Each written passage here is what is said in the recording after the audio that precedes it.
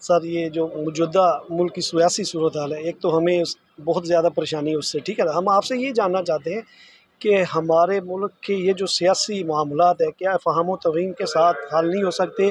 ज़रूर है कि उसके लिए लॉन्ग मार्च आए, अफरा तफरी हो या जलसे जुलूस हो।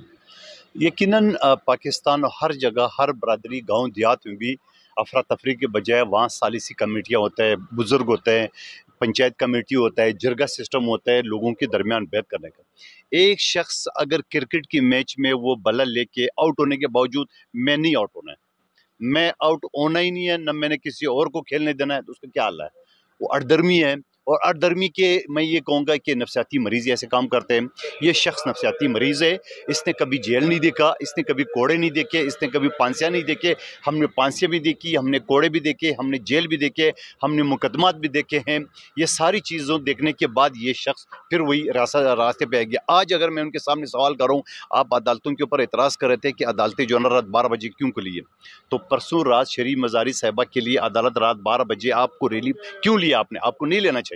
और दूसरी बात मैं ओवरसीज़ पाकिस्तानियों के लिए कहना चाह रहा हूँ कि सबसे पहले शहीद जुल्फ़िकार अली भुट्टो ने 20 लाख लोगों को बाहर भेजा था नौकरी के लिए, पासपोर्ट इंट्रोड्यूस करा, शनाख्ती कार्ड इंट्रोड्यूस करे। आज वो 20 लाख से 90 लाख हो गए। तो मैं समझ रहा हूँ कि आपने सियासत से बालातर होके पाकिस्तान के लिए काम करें। आपको दुनिया भर में पाकिस्तानी सफ़ीर के हिस्से से आपको पहचाना जा रहा है। आप किसी के चक्कर में, किसी के कुर्सी की लगन की वजह से आपके साथ आइंदा चंद दिनों में इनकी जो करप्शन है, इनकी जो मैं मोरल जो करप्शन है, वो सारे आपके सामने आ जाएंगे सारे। तो फिर इनको समझ में आ जाएगी कि ये शख्स को हमने एक जमहूरियत है, पीपल्स पार्टी की हुकूमत की 2 नहीं 3 मरतबा ख़त्म कर दिया, नून लीग को 2 मरतबा हुकूमत कर दी, कम बे कर गए।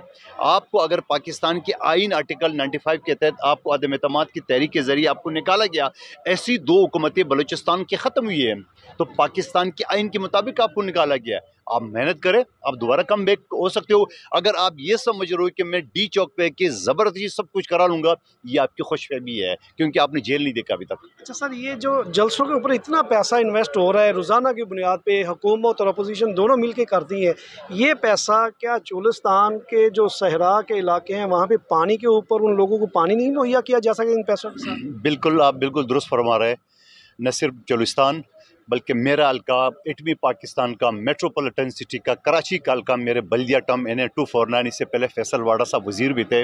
वहाँ पानी की बूंद बूंद को तरस रहा है, वहाँ बिजली की 16-16 घंटे लोड शेडिंग हो रहे हैं। तो काश, आपकी बात बिल्कुल सही है कि ये पैसा वहाँ भी ज़ाया करना चाहिए, ज़ाया नहीं बल्कि लगाना चाहिए। ज़ाया तो जलसों में होता है। तो मैं समझ रहा हूँ कि हमें आहिस्ता आहिस्ता 2022 में भी हमें शऊर नहीं आया तो कब आएगा। बहुत शुक्रिया जी।